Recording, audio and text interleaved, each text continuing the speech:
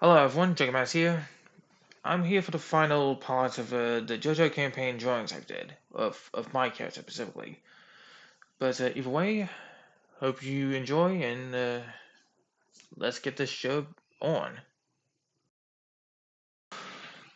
GD5. Stand Accumulation Type.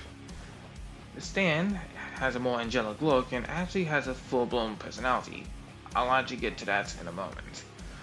But GD5's new ability is that it can absorb light and darkness, and then use it to basically use certain abilities like light weapons or basically conjuring darkness to attack, healing, or other things. But also can mix light and darkness together to create paradoxes, like Schrodinger's cat in a way, or basically reversing time, by causing time paradox. It's a very weird thing. But either way, Glow-in-the-Dark 5, his personality has developed into more of a playful one. In other words, he talks like this. So we gotta beat up this guy? Well, this ain't gonna be that easy. Due to the fact that they are very powerful, but hey, we're going to fight him one way or another. Might as well kick their ass, huh? Yeah, they're basically Josh's more innocent and playful nature, since it was held down from Josh's past, as he was basically told what to do, in a certain extent. So, in other words, yeah, Josh's whole theme is supposed to be themed on space, including, well, I guess wolves, hence his family namesake. So, yeah, he's basically not only a guard dog, but also essentially the idea of an obedient dog. But now he's a lone wolf, or I guess his own leader, if you will. But either way, Glow-in-the-Dark's look is far more expressive, as well as the redesign for Josh looking far more natural. But, like, I guess the pose is supposed to be like the idea of connecting with both his sides, like the bad ones and the good ones, hence light and darkness. But yeah, it's a design I'm pretty proud of, honestly. Also, the major theme for Glow-in-the-Dark itself is the idea of, I guess, dominion or domain, or the ability to control something of a certain area. You know what? The very first one was his own pocket space, his space. Simple enough. Next one was basically the idea of nature itself. That, well, nature actually controls and controls a lot of things. But not like that. It also expanded his little pocket dimension to even inhabit a genuine planet. Act 3 actually expands that even further, expansion over space itself, or the dimensions you live in, which actually caused his little planet to change into a galaxy.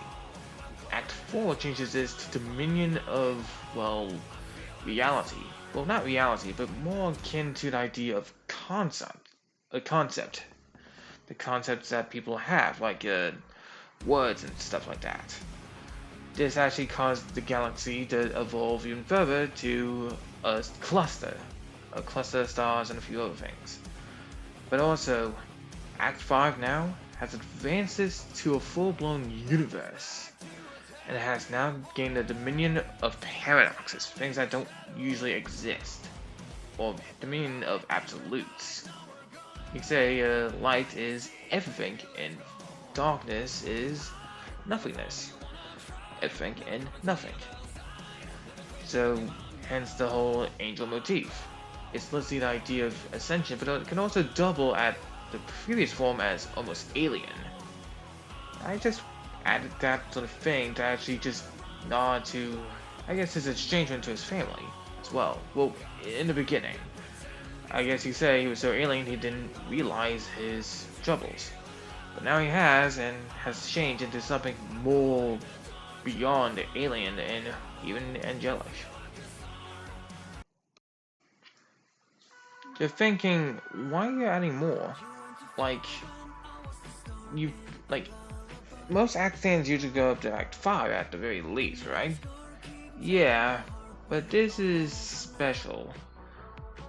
Essentially, this was actually a sort of situation if the boss was basically more ruthless. In other words, they were actually, essentially truly evil. But sadly, that did not turn out like that. They actually just wanted to express themselves, and sadly, the means they had to do it is through a negative force. They had to make monsters, and sadly, they had no choice. And luckily, my character was the only one who could basically help him, and basically solve it. Essentially, the final boss fight ended in peace, which was one hell of a turnaround. But if the end boss was actually really like antagonistic and like, well, I'm gonna fight you regardless because I hate you fuckers. Essentially, the plan was to have this new look or this new form. Luckily, I got to show it off at the very end as a sort of like ending, essentially.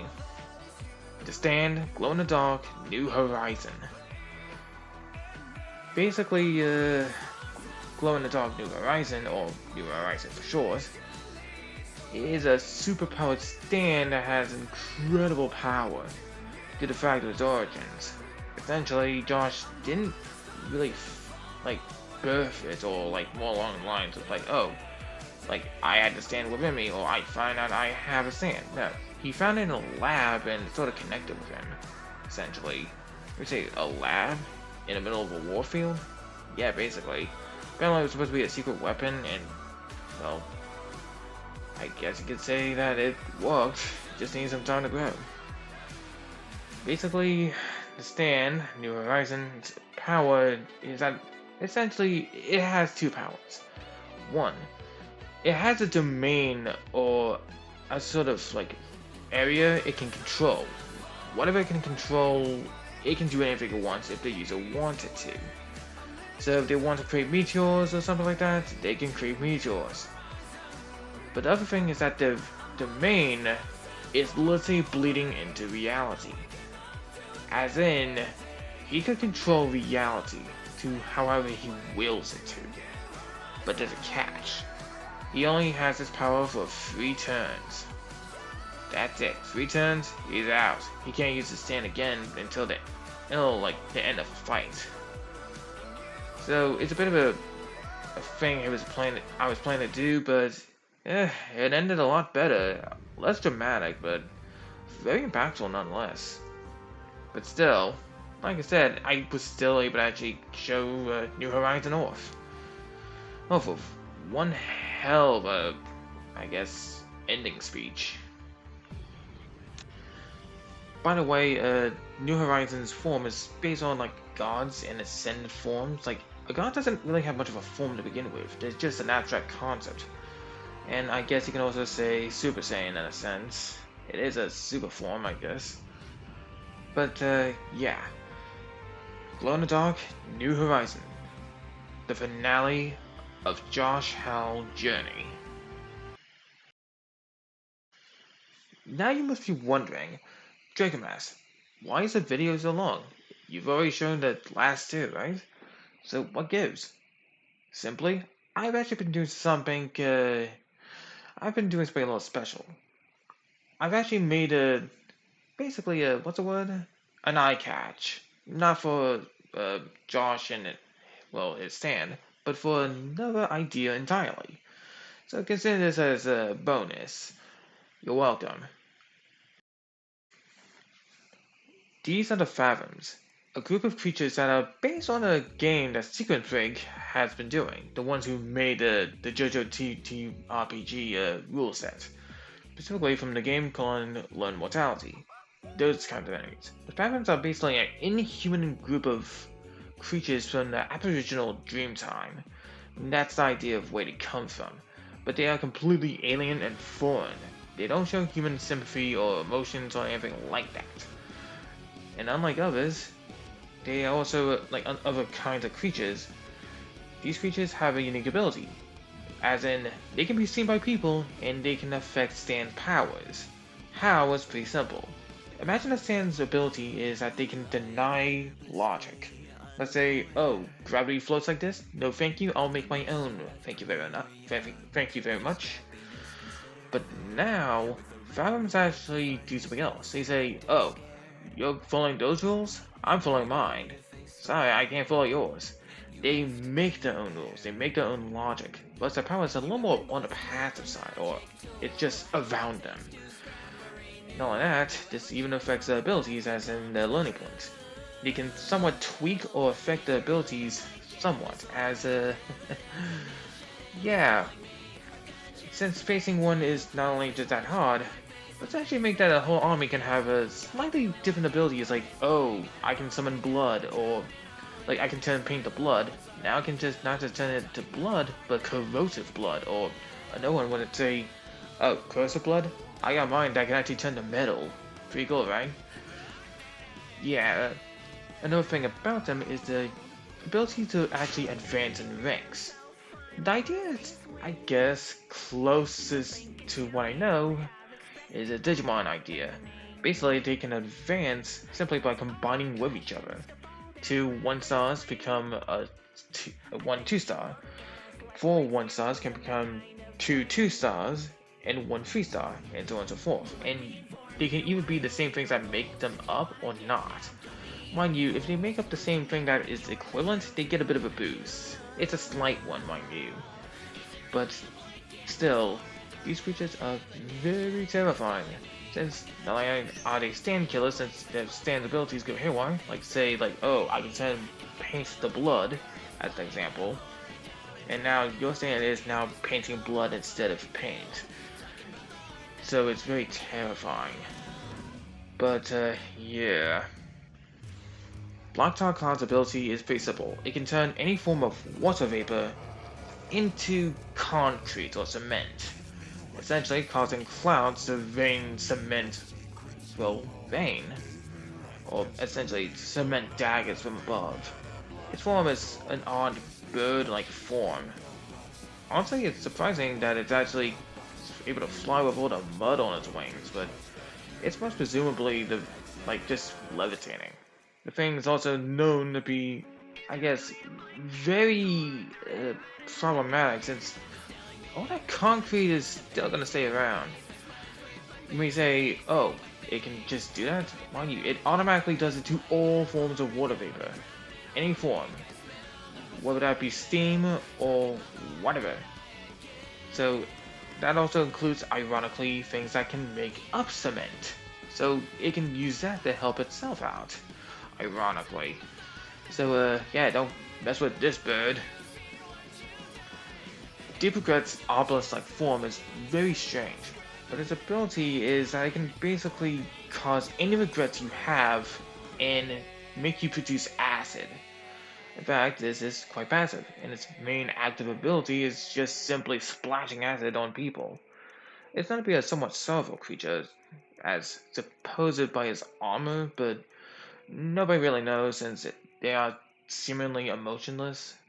But no, that being pulled by acid or having acid spawn in your body, not fun, and especially every time you feel regret, like, oh, I forgot to tell this person about this thing and now they're in trouble. I regret that, and now there's acid coming out of my goddamn gut. Not fun. Not fun at all. Blank Canvas is a Fathom born from Deep Regret and Black Tar Cloud, the Fathom specifically.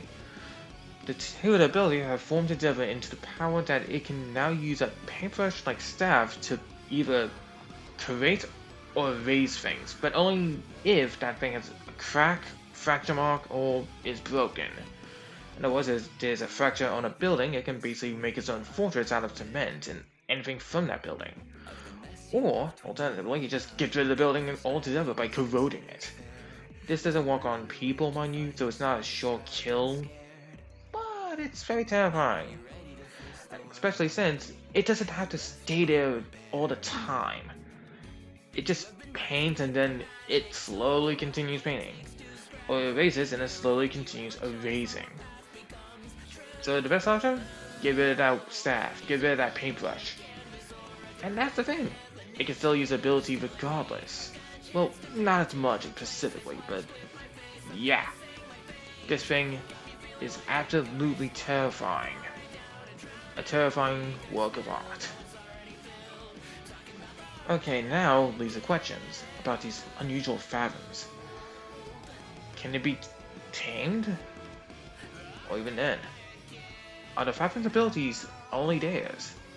Can people use their unique abilities? Who's to say? Who's to know? And that's everything. Hope you liked the video, like and subscribe, and I hope you have a good day. Drako out.